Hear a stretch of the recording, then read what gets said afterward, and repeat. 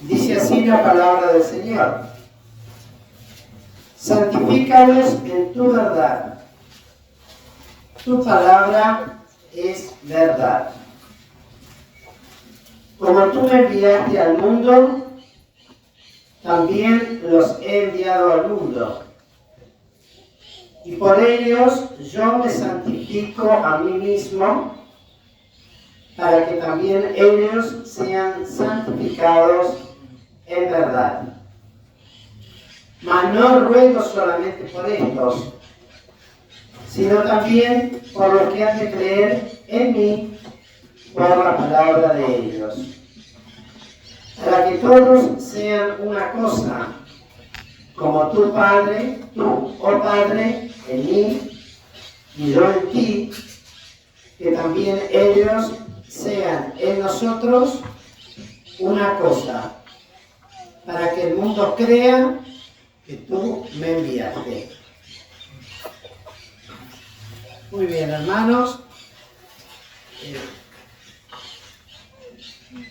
En muchas oportunidades he tenido la posibilidad de hablar en reuniones de este carácter, pero para serles sinceros delante del Señor, en ninguna, como en la del día de hoy, más me ha costado. En muchos aspectos, y le decía recién a mi señora, y salvando las distancias por supuesto, como decía el Señor Jesucristo, si puede ser posible, pase de mí este vaso.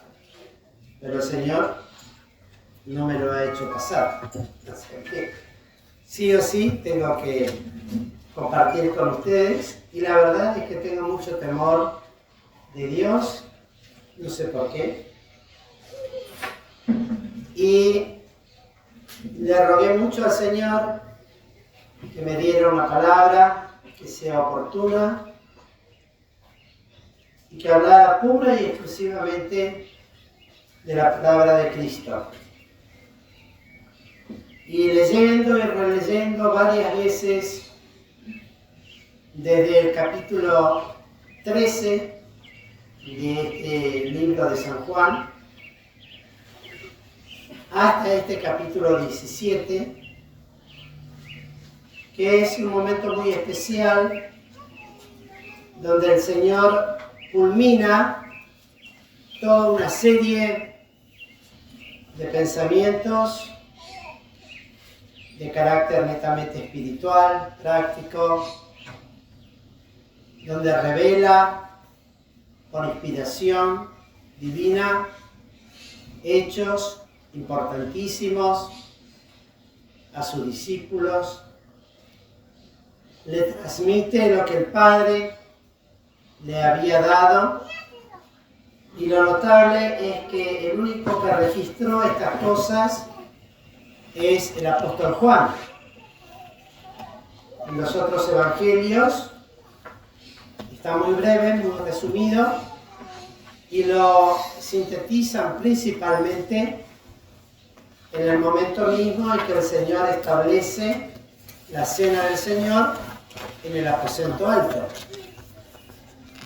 Seguramente muchos de ustedes, más los estudiosos y los que son más medulosos que yo al estudiar la palabra, lo sabrán. Desde el capítulo 13 hasta el 17 es todo lo que el Señor habló en ese momento, participando con los suyos de la última Pascua.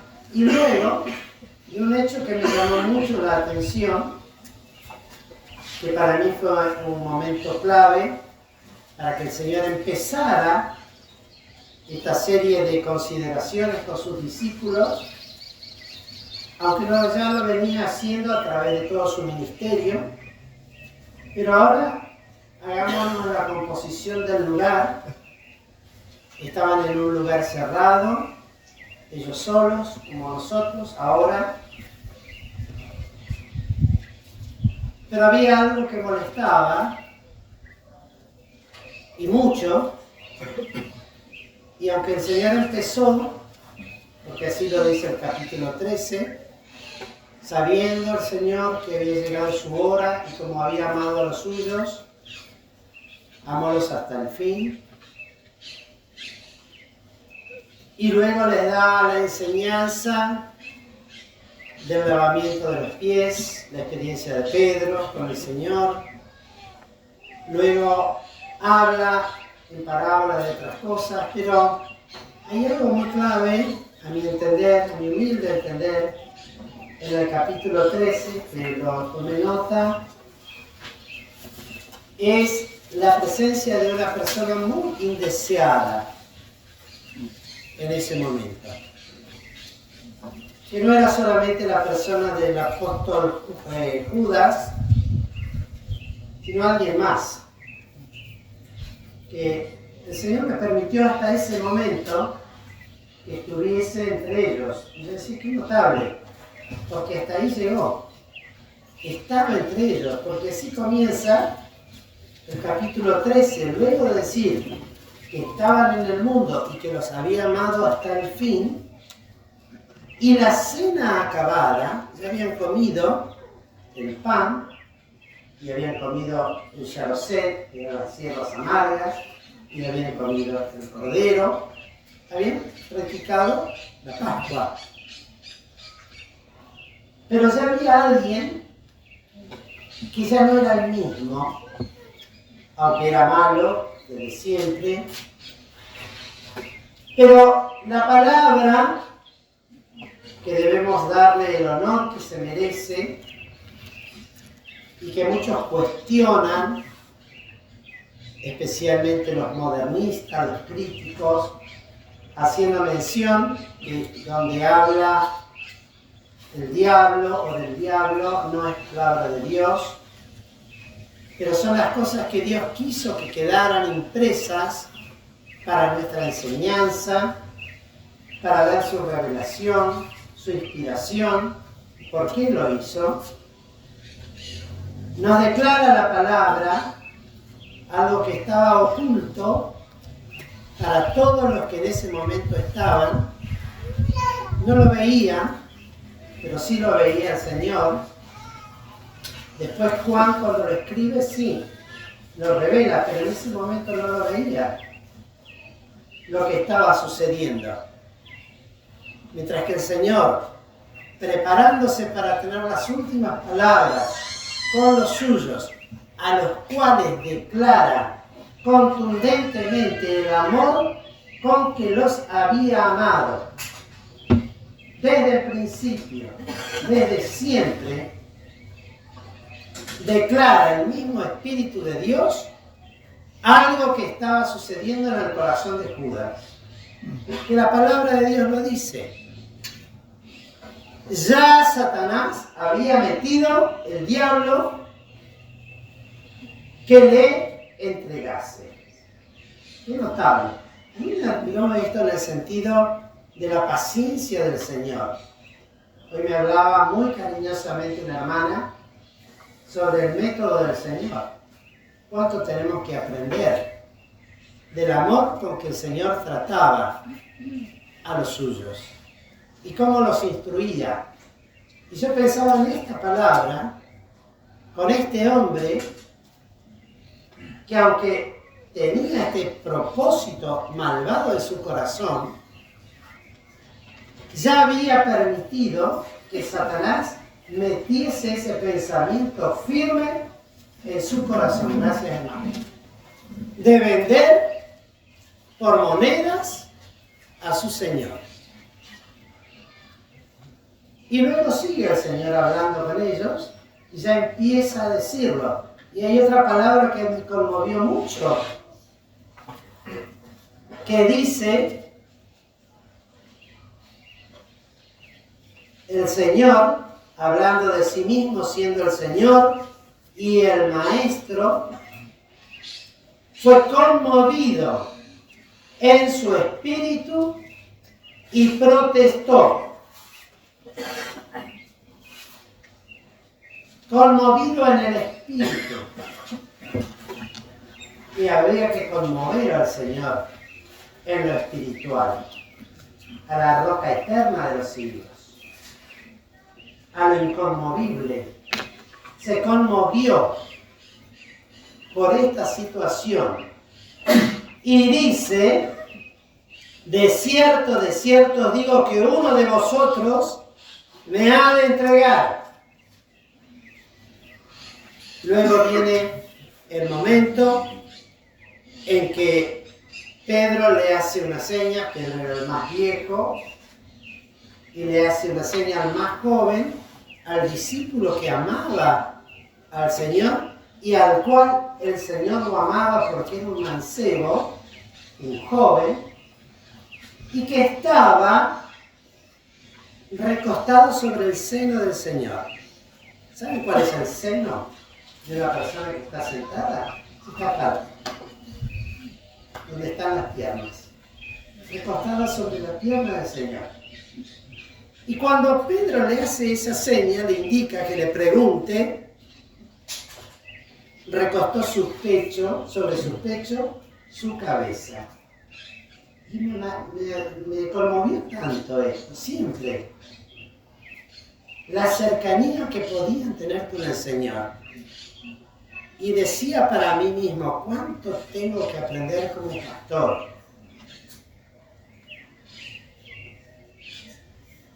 Para manifestar tan siquiera una parte de esa confianza de amor que manifestaba con sus discípulos. Recostarse sobre el Señor. ¿Qué diríamos nosotros hoy si el Señor estuviera entre nosotros? ¿Quién podría recostarse sobre Él? Seguramente nos tiraríamos todos al piso, por supuesto. Pero era el Señor. Y se acercaron. Y se acercó. Y le contesta: a quien yo diera el pan mojado, este es el que me va a entregar. Y tras el bocado, Satanás entró en él. Y eso no lo veía nadie. El Señor lo estaba mirando.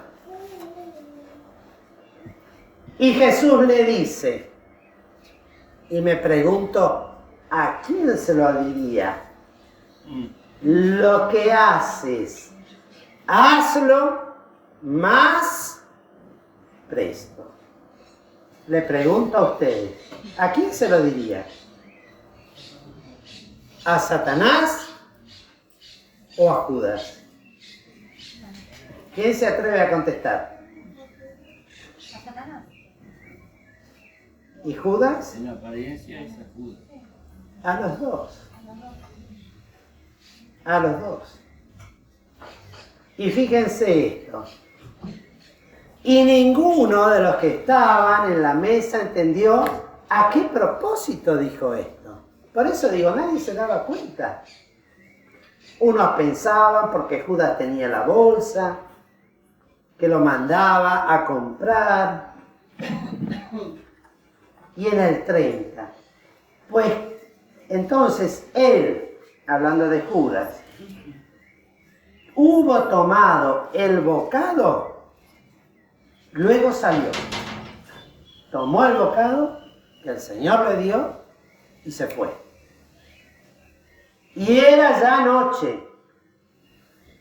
Y la palabra de Dios nos enseña y nos dice que como Él salió, dijo Jesús, ahora es. Y glorificado, pero el ahora es. ¿Nos damos cuenta de esto? Ya no estaba. Esto, uy, se me volvió a mí. ¿Y ahora cómo sigue? Bueno, me van a tener que esperar. ¿Nos damos cuenta de esto? Ahora es glorificado el Hijo del Hombre y Dios es glorificado en él. Tuve la impresión humilde, pero me impactó, porque a partir de ahí el Señor le empieza a dar toda una serie de declaraciones bíblicas fundamentales de la palabra de Dios a los que Él había amado desde el principio y que habían estado con Él en todas sus experiencias. Ahora es. Y esto, por supuesto, a mi humilde entender también, echa por tierra cualquier pensamiento de pensar que Judas participó de la cena del Señor. No estaba cuando el Señor le dio la cena a sus discípulos, ya se había ido. Cuando acabó la cena y el Señor le dio el pan mojado en la salsa, se fue. Por eso digo, los evangelios y la palabra de Dios siempre son complementarias y perfectas. Si uno lee los otros evangelios, tal vez puede tener la idea o la duda que Judas estuvo en la cena. Juan nos revela que salió. Y una vez que salió, ahora es, dice. Y lo interesante es que Juan no relata el momento en que toman la cena, pero está implícito en este momento. Y en toda la charla, mire, y hojeando podemos ver arriba en el subtítulo, para los que tenemos esta versión, 1909, que valga el saberlo para aquellos nuevos, los jóvenes, los que hoy están con nosotros, que es definida como la reina de las versiones. Y con conocer esta Biblia, solamente con esto, nos alcanza y sobra para poder experimentar muchísimas cosas que todavía no hemos alcanzado a experimentar. Y esto lo digo con todo respeto, porque no es que no valga la pena tener una Biblia de una tradición antigua o más antigua, por decirlo de esta manera, que sea más fiel. Pero yo siempre he dicho esto para mí, lo cual no es una autoridad, pero en mi experiencia, todavía no puedo con esta Biblia. Voy a pedir algo más excelente todavía, va a ser jamás juicio de mi vida. Me atrevo a decir que, por lo menos procurando, y esto lo aclaro también, lo de San José ya lo saben, tal vez lo de Buenos Aires también. La palabra correcta es procurar. Porque tratar es una manera exquisita de decir, no sé si voy a poder. Por eso cuando dicen, ¿podés hacer? Bueno, voy a tratar de hacerlo. Y cuando no se hace, bueno, yo te dije que iba a tratar. En cambio, procurar es la palabra que utiliza la Biblia, la que utiliza el apóstol Pablo. Procura con diligencia. Nadie dice, trata con diligencia. Procura con diligencia. Y aquí el Señor les enseña con respecto al camino, la verdad y la vida, que es Él. Les enseña del amor, pues les revela el nuevo mandamiento. Amaos, un mandamiento nuevo os doy, dice en el versículo 34 del 13, que os améis los unos a los otros como os he amado. Y en el 35, y en esto conocerán todos. En el 15 del capítulo 14, si me amáis, guardad mis mandamientos. En el 21, aquel es el que me ama, y el que me ama será amado de mi Padre, y yo le amaré, y me manifestaré a él. En el 23, el que me ama, mi palabra guardará, y mi Padre le amará, y vendremos a él, y haremos con él morada. En el 28, si me amaseis, ciertamente os gozaría. Empero, para que conozca el mundo que amo al Padre, como el Padre me dio el mandamiento, así hago. En el 9 del capítulo 15, como el Padre me amó, también yo os he amado. Estar en mi amor.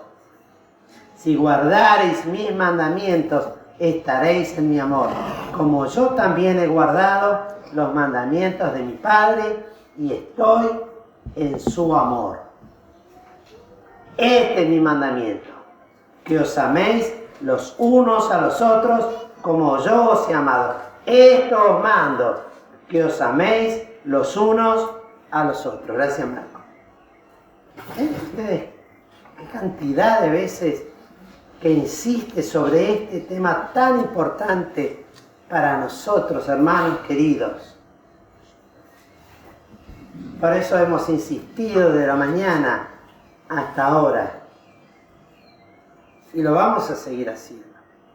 Esto es algo que tenemos que contender eficazmente, no solamente por la fe de hermanos igualmente preciosa, como si es que todos somos hijos de Dios.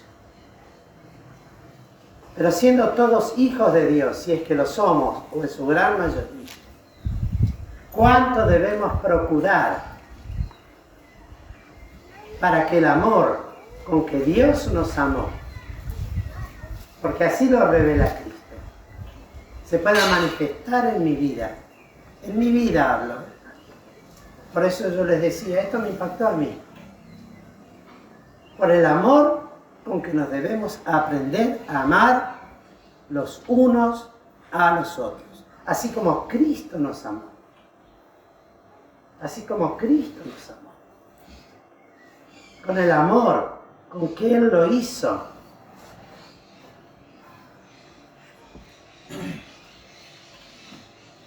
Luego dice, si fuerais del mundo, el mundo amaría lo suyo. Mas porque no soy del mundo, antes yo os elegí del mundo. Por eso os aborrece al mundo. Sentimiento totalmente distinto, que sí lo podemos entender del mundo hacia los hijos de Dios. Y esto es lo que a veces nos cuesta, aún como creyentes, entender que el mundo nos aborrece. Esto es una afirmación plena, total y sabia de Cristo. El mundo nos aborrece. Porque éramos del mundo. Y Armando decía, nuestro querido hermano, don Armando Di Pardo, no soy mejor que el peor. Y yo me pongo en esa lista. No soy mejor que el peor, que el que pueda estar acá. Y si hay alguien que debe aprender a amar como Cristo amó y se entregó a sí mismo por los suyos, por aquellos que el Padre le había dado, que eran del Padre, y me los diste, dice. Tuyos eran, y me los diste. Qué notable. El Padre nos ama desde la eternidad. Así lo dice el Señor. Y hemos creído en el Padre, porque hemos creído en la palabra del Hijo, porque hemos creído en la palabra que se nos acercó. Y por eso el mundo nos aborrece. Y por eso molestaba tanto Imagínense, el Hijo de Dios, el Santo de los Santos, el que luego leíamos, por eso yo me santifico a mí mismo, tener que compartir la mesa con aquel ser inicuo, pecador, padre de mentira, que había condenado a toda una humanidad a la perdición y a la muerte. ¿Cómo puede permitir que esté presente en ese momento? En sus últimas horas, porque esto fue cuestión de horas, ¿eh? Es en la última noche. Después no tuvo más oportunidad de estar con sus discípulos. Después que resucitó, sí. Pero estar así con ellos, no tuvo otra oportunidad. Por lo cual no podía permitir que nada que tuviese que ver con ese maldito ser interfiriese en ese momento. Y por eso ora por los suyos. Y por eso levanta. Pero es interesante, y yo les aconsejo, para edificación personal, para beneficio, para bien, y van a ver qué bien que nos hace. Lean los capítulos anteriores y compárenlo con la oración de Cristo. No dijo nada que no les haya dicho antes a los discípulos. No dijo nada, salvo alguna expresión. Pero en términos generales, y aún en su ministerio, le fue revelando cosas que después en la oración al Padre, porque así dice, ¿no? Estas cosas habló Jesús, levantado los ojos al cielo. Primero le dijo todo lo que le tenía que decir, y más, a sus discípulos a los cuales amaba. Pero luego se dirige a su Padre. La hora es llegada. ¡Qué coraje! ¡Qué varón! La hora es... Glorifica a tu Hijo, para que tu Hijo te glorifique a ti.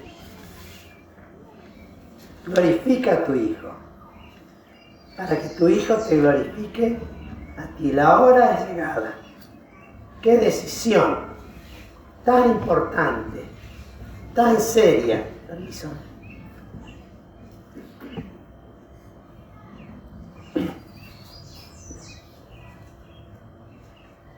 La bendición grande de que el Padre le diera toda potestad sobre toda carne, sobre todo hombre. Hoy hablábamos con un hermano con respecto a la predestinación, porque dice, tuyos eran y tú me los diste. Y no nos confundamos con la predestinación con los que son predestinatarios, si está bien dicho. Eran de Cristo por el hecho de que el Padre vio en un instante de tiempo, en la eternidad, la actitud que cada corazón tendría frente al hecho bendito y precioso de la obra de Cristo. Y primero nos conoció, después nos escogió y luego nos predestinó. Y no es algo caprichoso o arbitrario, este sí, este no, o condicionado por algo. La realidad es ver, y aun Cristo se lo dice a sus discípulos en muchas oportunidades, del amor que sentía de ellos, y aun la declaración de ellos. Pedro le decía, ¿a quién iremos? Tú eres el Hijo de Cristo, el Hijo del Dios viviente. Tú tienes palabra de vida. ¿A quién iremos? Ese es el Señor.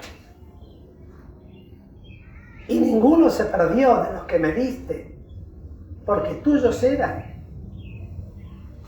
¡Qué bendición tan grande! El propósito de Cristo era venir a los suyos, y a los suyos vino. Los suyos no le recibieron, pero no importa.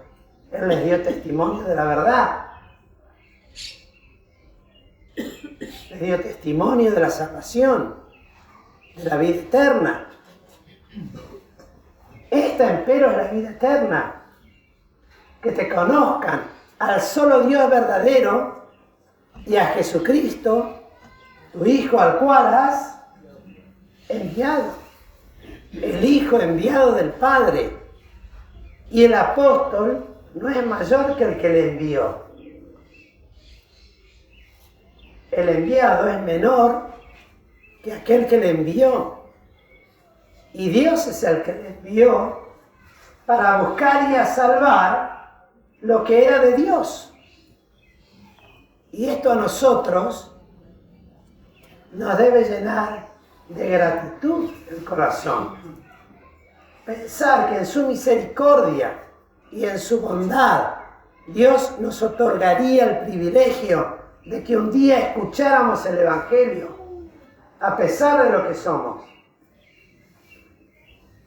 Y que frente a esa palabra evangélica de salvación, humildemente y reconociendo nuestra condición de pecadores, recibiésemos al enviado de Dios.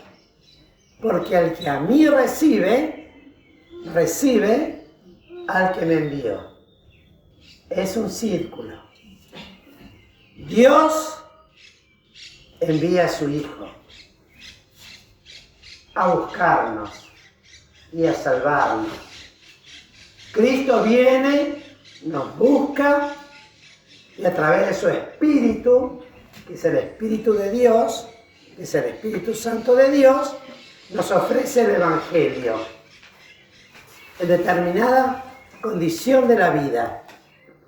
El hombre recibe ese mensaje, lo acepta porque reconoce su condición, ¿me escuchan bien, no? Y acepta a Cristo. Y Cristo lo lleva al Padre. Qué notable. Por eso Cristo decía, nadie viene al Padre. ¿Por qué? Porque Él es el camino, la verdad y la vida. Nadie viene al Padre si no es por mí. Pero tuyos son. Qué misterio. Sublime. Que debe humillarnos y acercarnos al Señor.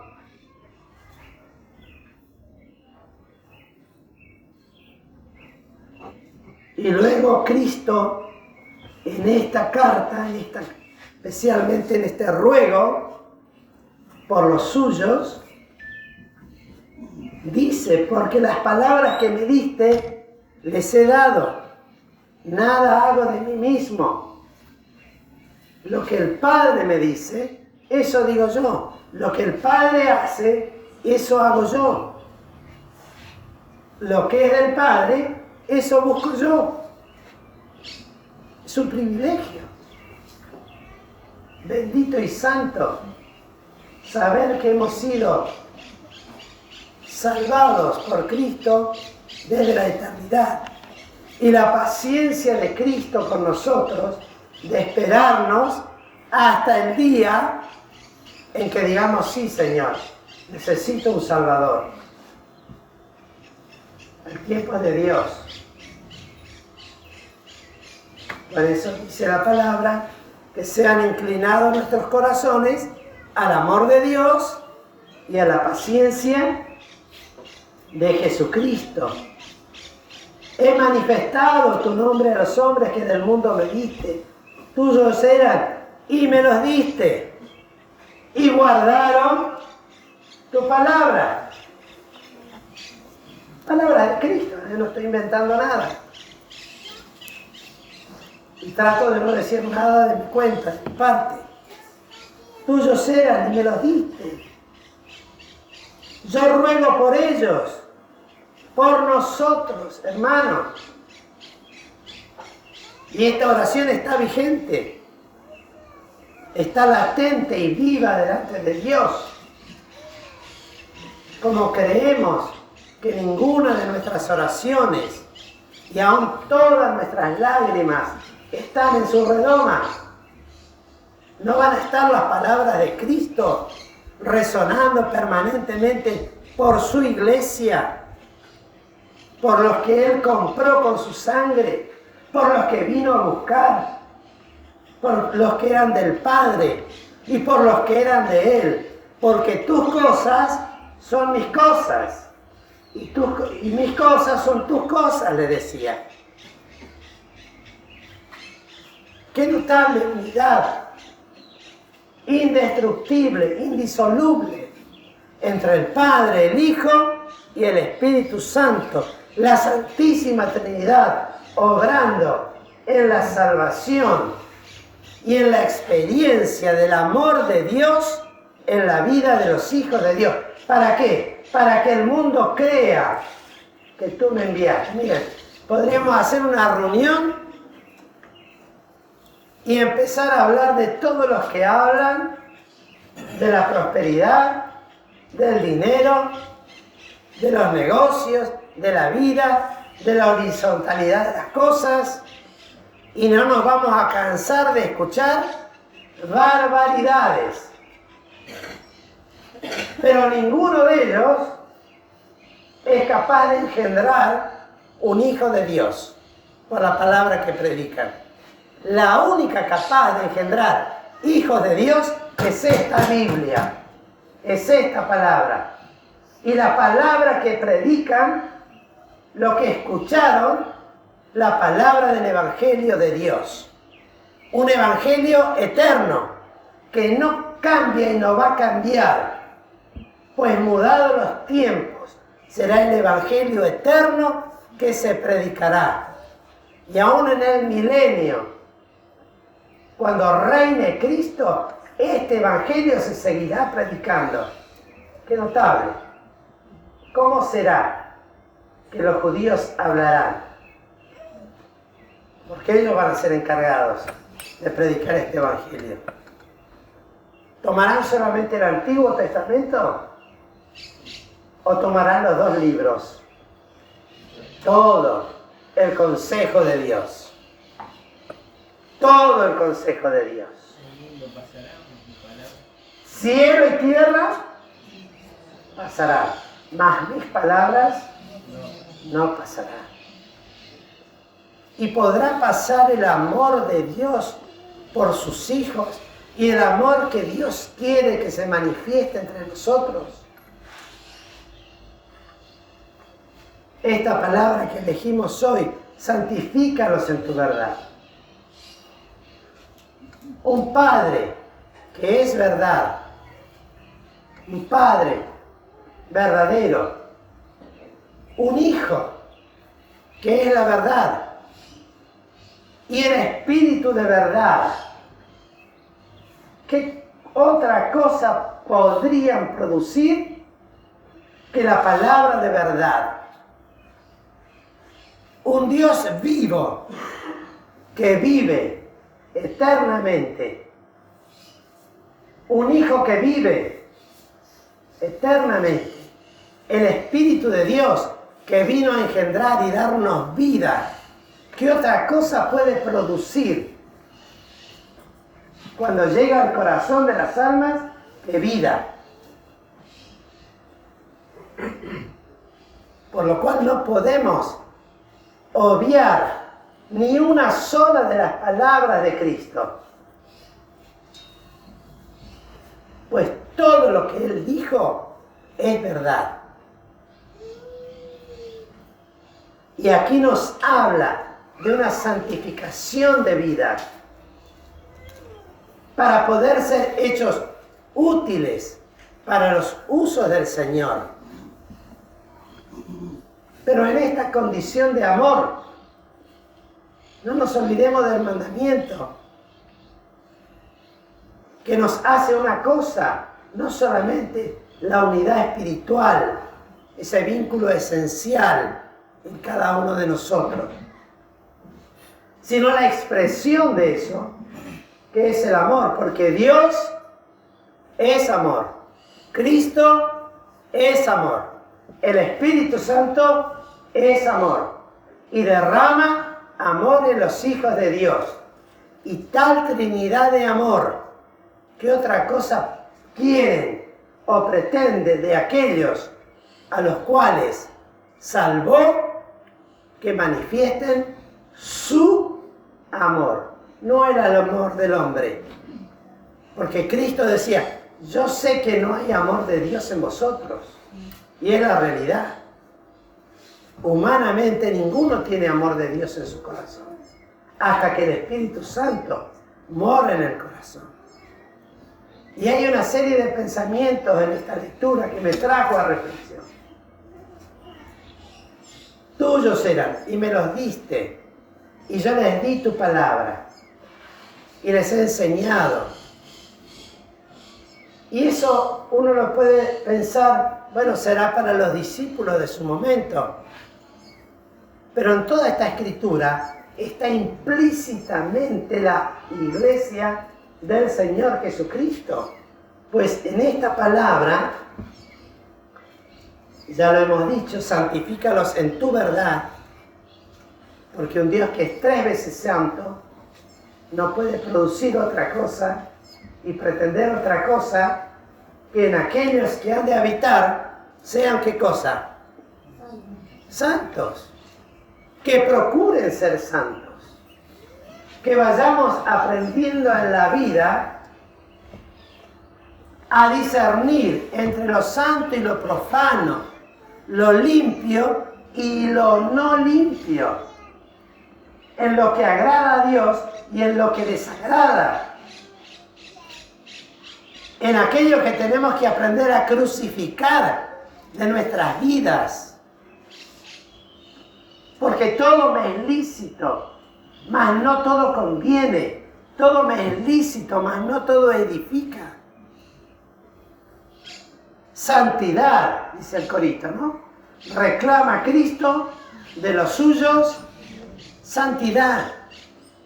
Porque el santo no se va a poder manifestar en un corazón inmundo, sucio, lleno de pensamientos propios, personales, por más sabios que sean. Necesita un corazón limpio. Y un ego crucificado y vivo, no ya yo. Está llamando algún teléfono. Y vivo, no ya yo, mas vive Cristo. Y vive Cristo en mí. Ah, ese es el mío, perdóname. Tráelo otra vez. Igual se evita esto y se va a limpiar. ¿Cómo? Ya lo tomé. Por eso estoy parado. Decía entonces, ¿qué iba diciendo? Vive Cristo en mí, nuestra cruz. Ahí está. Vive Cristo en mí. Queridos hermanos, cuánta razón tenía Cristo al orar de esta manera por nosotros. Santifícalos en tu verdad. Tu palabra es verdad. La palabra que hemos recibido es de un valor tan grande, único, especial. Y les venía diciendo, hay una serie ahí de pensamientos que siguen vigentes y que llegan a nosotros, no porque seamos mejor que otros, sino el Señor, en su presciencia y en su omnisapiencia y en el uso de todos sus atributos, se dignó a hacernos conocer un testimonio de amor fraternal. Y me preguntaba, ¿tendrá algo que ver esto con el conocimiento de Dios? Sí. Indudablemente hay un propósito de Dios para que el mundo conozca que tú me enviaste. Por eso hizo mención a todos los otros evangelios de este mundo, incapaces de engendrar vida. Pero nosotros no solamente conformarnos con predicar un evangelio limpio, sano, santo, conforme a las Escrituras, sino un evangelio que contenga, que manifieste este amor fraternal con que tenemos que aprender a amarnos los unos a los otros, como Cristo nos amó. Él hizo todo para que ese amor se manifestara. Y así como Él vino del Padre a traer su palabra a los discípulos, ha llegado hasta nosotros.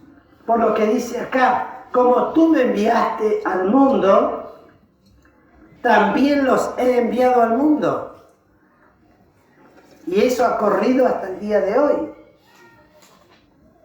Palabra de Dios, propósito de Dios, imposible de detener, imposible de parar, sean los movimientos que se hayan levantado en contra de los propósitos de Dios, al punto tal que Él tiene que decir, como tú me enviaste al mundo, también los he enviado al mundo.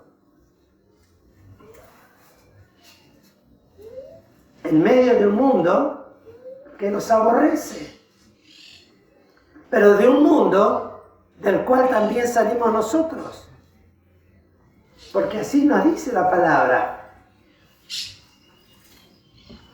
Porque yo os elegí del mundo. Yo os elegí del mundo. Cuando uno piensa, algunos han vivido más que otros, en todos los sentidos de la palabra. No vamos a entrar en detalle. Y saben de dónde los trajo Dios.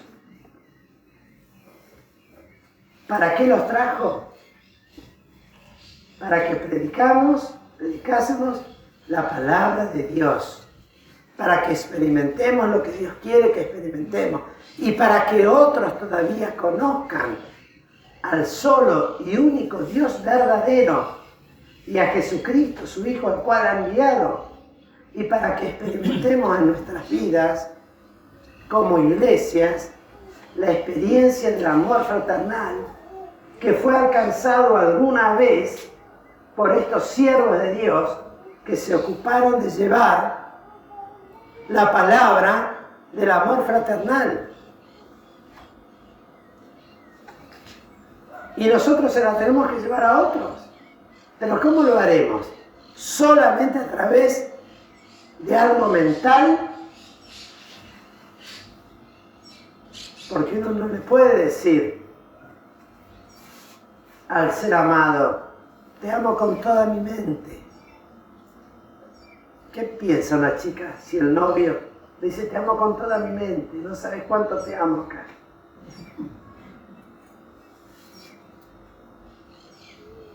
¿Se imaginan eso entre cristianos? Te amo, el amor fraternal, la sabiduría, el entendimiento. Y Pablo se ocupa de describir todo lo que tiene que pasar el que ama. Primera Corintios, ¿no? Todo lo que tiene que pasar. ¿Y cuánto tenemos que aprender? Porque a veces me parece que ya estoy perfecto en el amor. Y tal vez digo, no, me falta tanto. Pero ¿cuánto tendría que orar como Cristo? Doblar mis rodillas porque veo que tal amor que estoy viviendo no alcanza. Y no alcanza no porque el amor tenga un límite, sino porque hay contenciones en mi vida que evitan la manifestación plena de ese amor. Que tengo que amar. Como Él me amó. Y Él decía de sí mismo, yo por esto, por ellos, me santifico a mí mismo, para que ellos sean santificados en verdad. El que era santo se santificaba aún más. El que había sido enviado del cielo aún más, para que la obra en ellos sea efectiva, sea real, para que la santidad de vida sea una realidad. Siempre recuerdo esto. Y no es apartarme del tema, sino anecdótico y real. Que el matrimonio Dick, el pastor Alfredo Dick y su esposa, dejaron la congregación donde estaban, que era de los alemanes, no sé de qué, luteranos. Alemán. Bautistas alemanes. Bautistas alemanes. Porque un día escucharon a un siervo de Dios que hablaba de la santidad. Ah, la santidad. ¿Qué es eso? Santidad de vida. Y era el hermano Armando. Y dejaron la congregación para seguir no al hombre, sino a la palabra de Dios, que hablaba de santidad. Nosotros, todos los que estamos acá, los que podemos, no están todos, no vamos a hacer valor de juicio de nadie, porque yo tengo que aprenderlo. Ser santos, como Él es santo, y amar, como Él amó. Como yo os he amado, es un mandamiento, hermanos. No es una sugerencia. No es, bueno, si pueden, procuren, traten de amar. Estoy tratando de amarlo, hago una fuerza por amarlo, pero hay que amar. Y para eso hay que crucificar, hay que sacrificar. Y yo tengo que aprenderlo. Tal vez por eso tengo miedo. Porque después de esto voy a saber lo que me toca experimentar para practicar el amor. Me da miedo. Pero vivimos en tiempos muy difíciles, donde el que ha venido con un solo propósito. No estoy hablando ahora del Señor, estoy hablando del otro, que ha venido con un propósito: hurtar, matar y destruir. Y si hay un objetivo claro, es el testimonio del amor fraternal. Así que se aman fraternalmente. Bueno, veamos cuánto debemos clamar al Señor para que esta sea una realidad, para que sea consumadamente una cosa. Y el Señor rogaba no solamente por estos, por los que estaban ahí, por los que ya habían escuchado su palabra, por los que habían guardado y los habían guardado hasta el fin y ninguno se había perdido, sino también por los que han de creer en mí por la palabra de ellos. Qué bendita oración y experiencia en el corazón para cada creyente.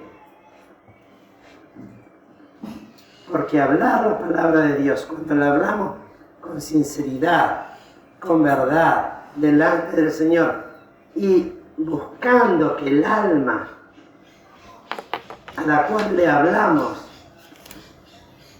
tenga una experiencia con Cristo, no conmigo. Yo soy un instrumento nada más.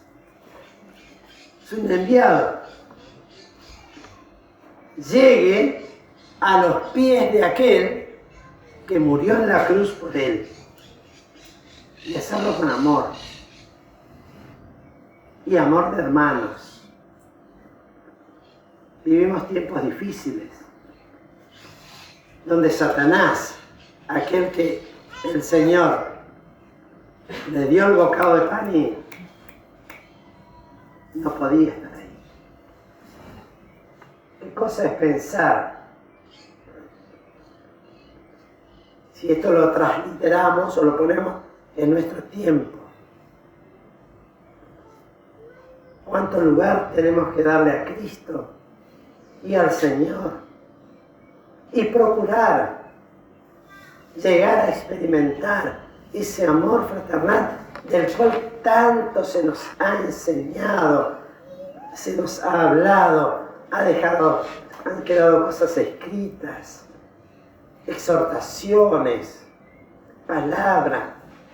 Señor, enséñame, porque no sé, yo no sé, enséñame a amar. ¿Cuánto tengo que aprender? Enséñame a amar. Porque tengo que aprender. Porque un día voy a tener que dar cuenta de esto.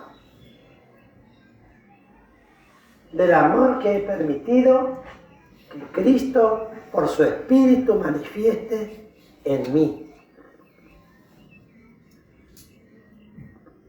Y tengo que caer de rodillas y pedirle perdón, porque no amo como Él amó, ni siquiera cerca. Juan decía, del cual yo no soy digno de desatar qué cosa. ¿Y yo qué tengo que decir? No soy digno ni siquiera de ser el polvo sobre el cual pisa la sandalia de sus zapatos. Pero tengo el Espíritu Santo, el cual ha derramado el amor de Dios en nuestros corazones, lo cual hace algo posible en nuestras vidas, alcanzable, que debe ser algo deseable.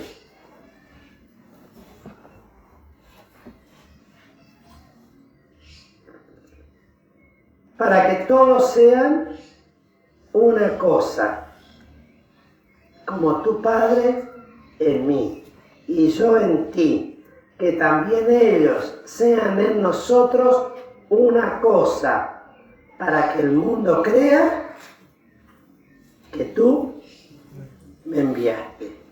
Yo no sé si todos los que están acá son de Cristo, si tienen a Cristo en el corazón.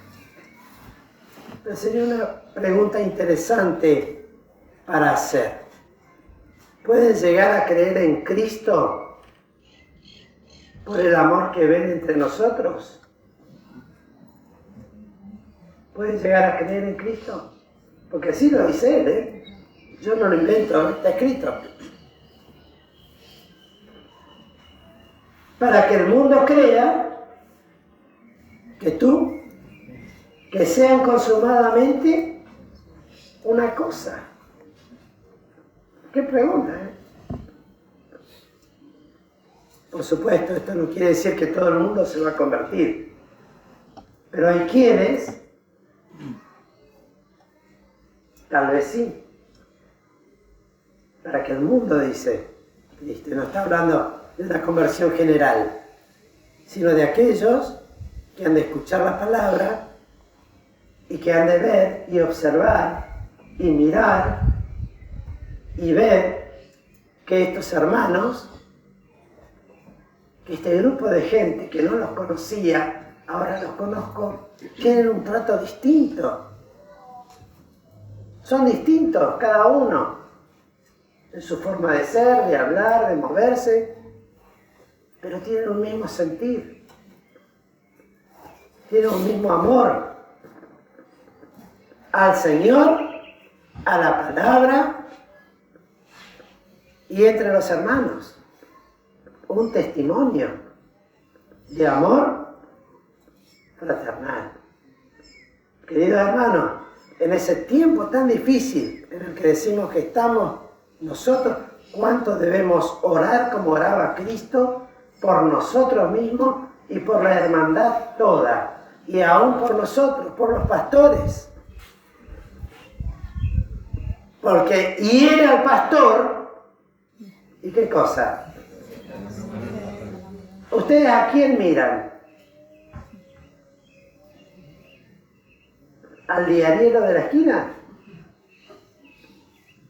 ¿Quién es el mayor observado de la congregación.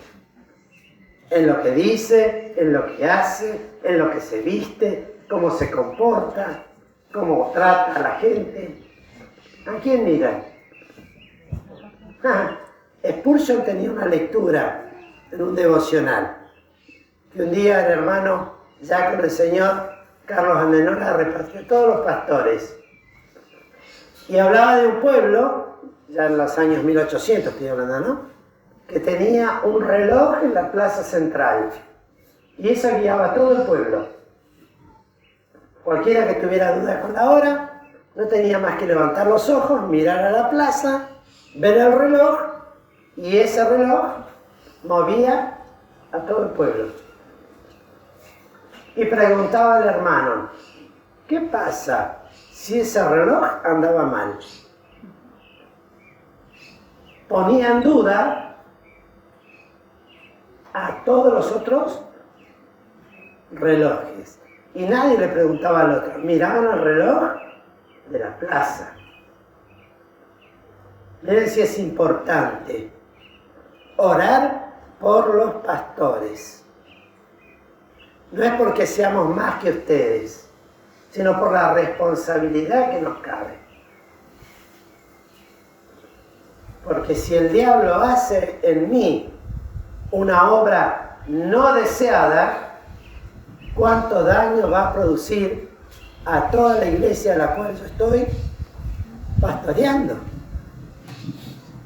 Si me lleva a equivocarme, a juzgar mal, a obrar mal, por supuesto el Señor me va a llamar a cuenta. Pero ¿cuánto daño va a producir? Por supuesto, esto que todos sean una cosa, no se va a producir. Qué importante es entonces esta palabra y esta oración, modelo del Señor Jesús, que no la dejemos solamente para el Señor y los suyos. Hagámosla nuestra, mía, que yo pueda orar con este mismo pensamiento y deseo en el corazón, porque hay un testimonio que dar al mundo todavía, mientras que andemos en este mundo, que estemos en este tiempo y que tratemos con las almas que tenemos que tratar todavía, para que el mundo crea, para que el amor, termina diciendo, con que me has amado, esté en ellos y yo en ellos. Miren qué preciosa terminación de una oración. Yo decía, no tenía que haber dicho, te lo pido en el nombre del Hijo de Dios, porque dice, todo lo que pidierais en mi nombre, eso os lo daré. Pero acá dice así, les he manifestado tu nombre. La pregunta para nosotros es, ¿nos ha manifestado su nombre? ¿Lo escuchó? Sí. Bien. Y manifestarélo. Esto va a continuar. Y continúa hasta hoy. Por eso podemos decir, sí. Y entonces dice, para que el amor con que me has amado, ¿cómo habrá sido el amor de Dios a su Hijo? ¿Alguien se lo imagina? Es inimaginable. ¿Cómo sondear lo insondable? Tan ancho, tan alto, tan profundo, tan grande como el amor de Dios al amor a su Hijo. Con que el amor con que me has amado esté en ellos. Y eso está en nosotros. Nadie puede decir, yo no tengo el amor de Dios. Si es un hijo de Dios, 1 Corintios, lea. Cuando el Espíritu Santo le fue dado en el corazón. Esté en ellos. Y yo en ellos. Hermanos queridos, seguramente más de uno dirá, yo tengo a Cristo en mi corazón. Bueno, téngalo, pero en la plenitud que Él quiere que sea tenido.